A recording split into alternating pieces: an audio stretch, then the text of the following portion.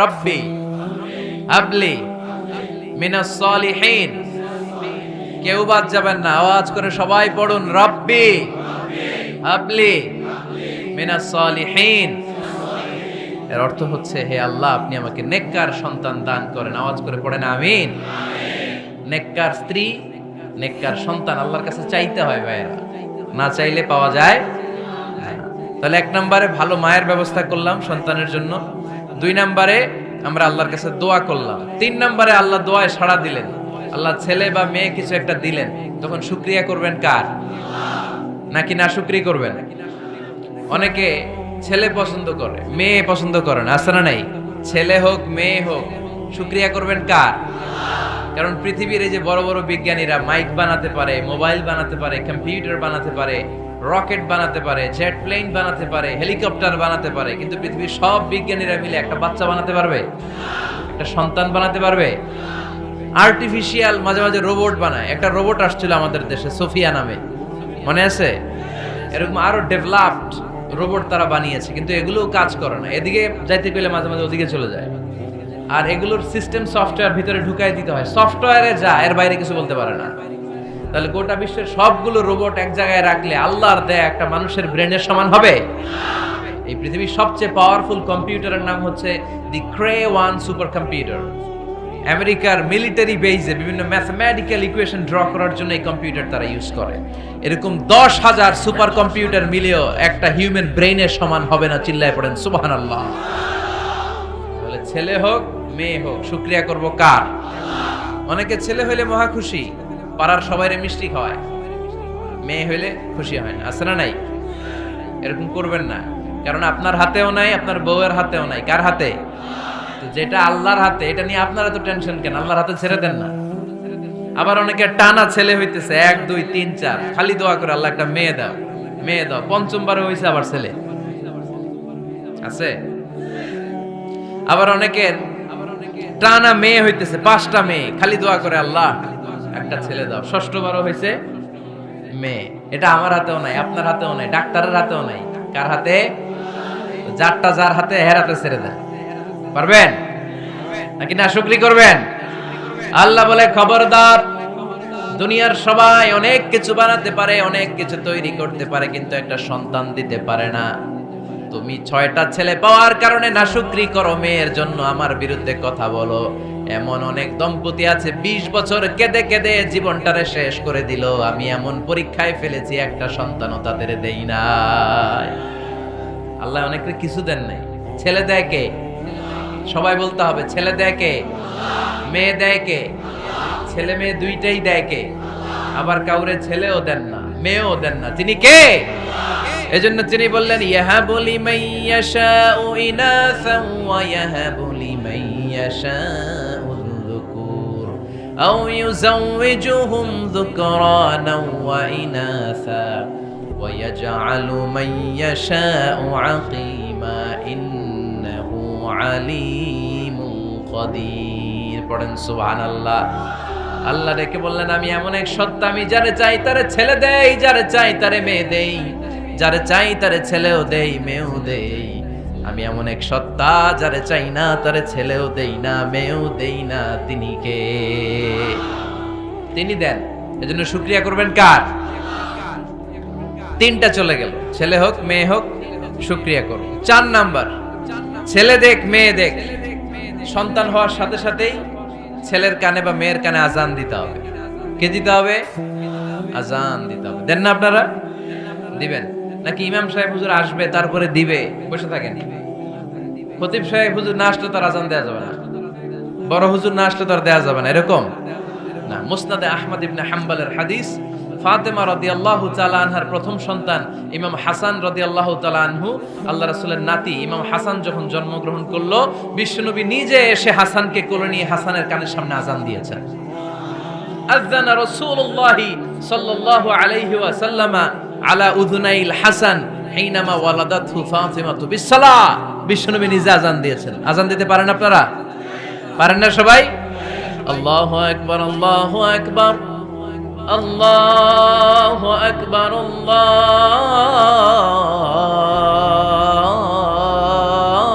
আল্লাহু আকবার। পারেন না আজান দিতে? নিজের ছেলের কানের সামনে নিজে আজান দিবেন। যদি নানা হয়ে থাকেন নানা, নাতির কানের সামনে যে নানাই আজান দিবেন। চাচা যে ভাতিজার কানে আজান দিবেন। আজানের জন্য বসে থাকা লাগবে? আমরা প্রত্যেকে আজান পারি কি পারি না? তো কেন আজান দিব বাচ্চার কানে? দুইটা সিগনিফিকেন্স। নাম্বার 1, যদিও বাচ্চার আমল নামা শুরু হয় নাই, জাস্ট নিউ বর্ন বেবি, এইমাত্র জন্মগ্রহণ করলো, কিন্তু পৃথিবীতে আসার সাথে সাথেই আল্লাহ বলে ওর কানের সামনে আমার তাকবীর দিয়ে ইসলামটা ওর কানের ভিতরে ঢুকায় দাও, ঢুকায় দাও। শুরু থেকেই তাকবীর দিয়ে ইসলামের পরিচয় ওর কানের সামনে দিয়ে দাও। This is the significance number 1। Significance number 2, এই পৃথিবীতে যখন কেউ আসে, শয়তান যে তার শত্রু এসে ইয়াতাআনু ফি জামবাই ইবনে আদম, বনি আদমের দুই পা ধরে দুইটা গুতা মারে, আর বাচ্চা ওয়া ওয়া করে কেঁদে ওঠে। বনি আদম পৃথিবীতে আসার সাথে সাথে শয়তান গুতা মারে আর জানান দেয়, তোদের কারণে আমি জাহান্নামী, তোরে সারা জীবন এমন ওয়াসওয়াসা আমি দিতে থাকবো, তোদেরকে জাহান্নামী বানানোর আগ পর্যন্ত আমি ক্ষান্ত হব না। আমি যে দুনিয়াতে ওয়াসওয়াসার জন্য এসেছি, আমার উপস্থিতি, আমার অস্তিত্ব আমি জানান দিলাম। গুতা মারে তো শয়তানে করবে শয়তানের কাজ, আমরা করব আমাদের কাজ, ঠিক কি না? শয়তান মারবে গুতো, আর আমরা কি দিব? চিল্লায় বলতে হবে কি দিব? মনে থাকবে, ভুলে যাবেন না তো আবার। নাম্বার 2, তাহনিক করা সুন্নাহ। তাহনিক হচ্ছে খেজুর, কোন আলেম খেজুর একটু চিবিয়ে ওই চিবানো খেজুরটা বাচ্চার ঠোঁটের মধ্যে লাগাই দিবে। আল্লাহ রাসূল সাল্লাল্লাহু আলাইহি ওয়াসাল্লাম বাচ্চাদেরকে এরকম তাহনিক করতেন। যদি খেজুর পাওয়া না যায়, একটু মধু নিয়ে মুখের মধ্যে লাগাই দিবেন।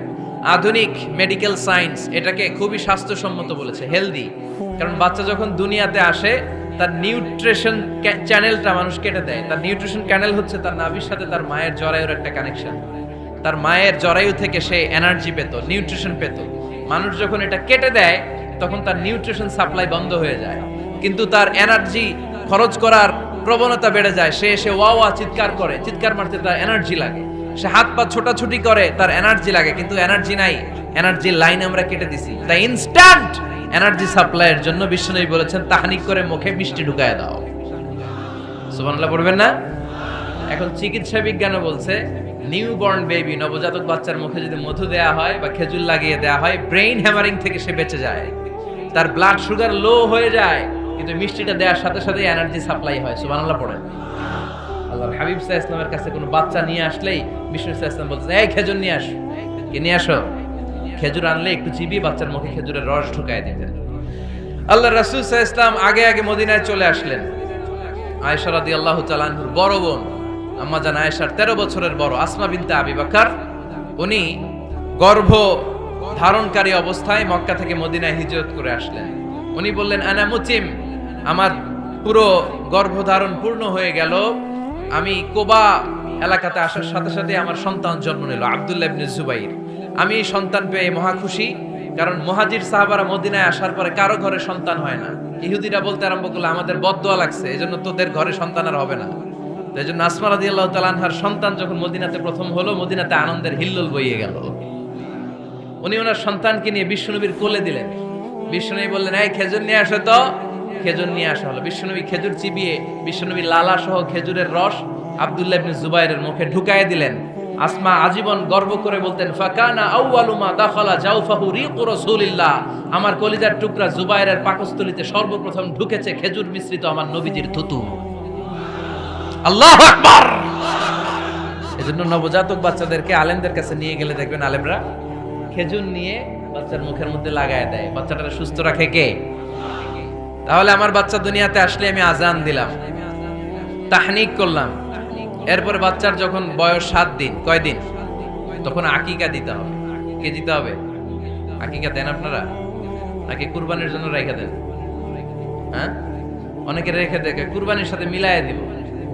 ফিকহি মাসালা এটা জায়েজ আছে, কিন্তু উত্তম হচ্ছে 7ম দিনে দেয়া।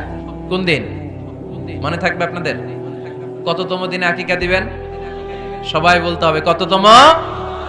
কুল্লু গোলাম রাহিনাতুম বিআকিকা তুযবাউ আনহু ইয়াওমা সাবিহি। 7ম দিনে আল্লাহ রাসূল সাল্লাল্লাহু আলাইহি ওয়াসাল্লাম ইমাম হাসান আর হুসাইন রাদিয়াল্লাহু তাআলা আনহুমা, এই দুই নাতির আকিকা বিষ্ণু সাল্লাল্লাহু আলাইহি ওয়াসাল্লাম 7ম দিনে ছাগল দিয়ে দিয়েছিলেন। পড়েন সুবহানাল্লাহ।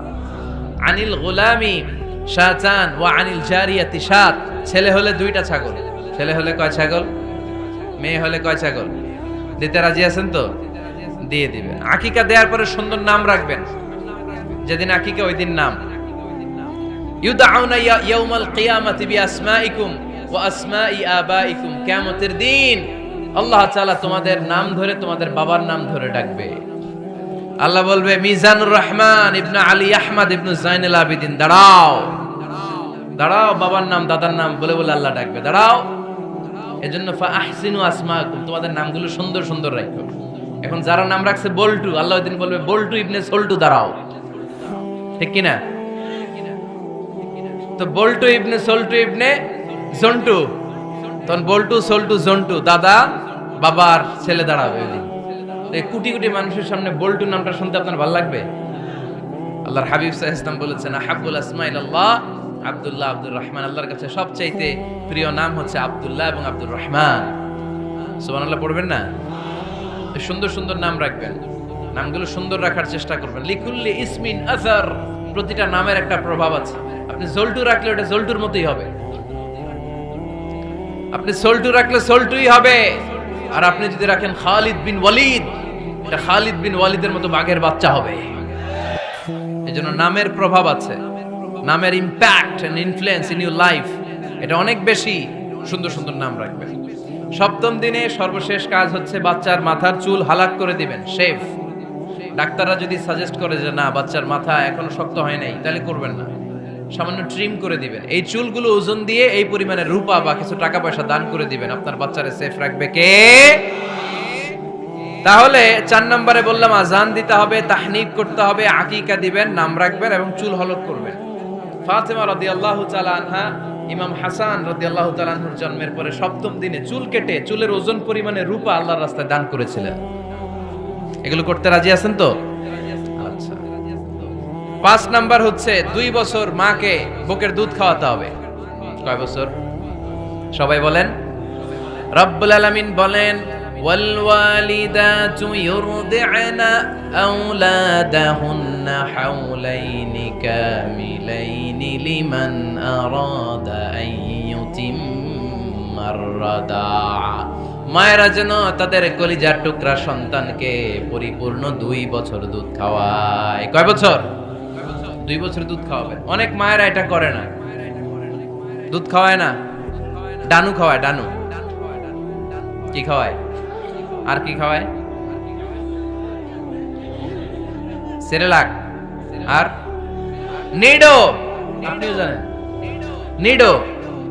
ধন্যবাদ আপনি হেল্প করার জন্য। নিডো আর ল্যাকটোজেন আর জোরে বায়োমিল, হরলিক্স আর আর কি?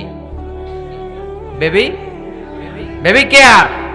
মুখস্থ সব মাশাআল্লাহ। না এইসব বেবি কেয়ার ফেয়ারে কাজ হবে না, বুকের দুধ খাওয়াবেন। প্রিয় ভাইয়েরা শুনেন, আল্লাহ তাআলা মায়ের বুকের শাল দুধে বাচ্চার জীবনের প্রথম টিকাটা, ভ্যাকসিনটা ফ্রি দিয়েছেন। আমরা বিভিন্ন টিকা বাজার থেকে কিনি না, প্রথম টিকা, প্রথম প্রাকৃতিক টিকাটা আল্লাহ তাআলা মায়ের বুকের দুধের ভেতরে রেখেছেন। যেই সন্তানগুলো মায়ের বুকের দুধ খায় না, এগুলো হয় বলদা নাম্বার 1। কি হয়? বলদা। এগুলো ফার্মের মুরগির মতো হয়। ফার্মের মুরগি আর দেশি মুরগি পার্থক্য আছে না নাই?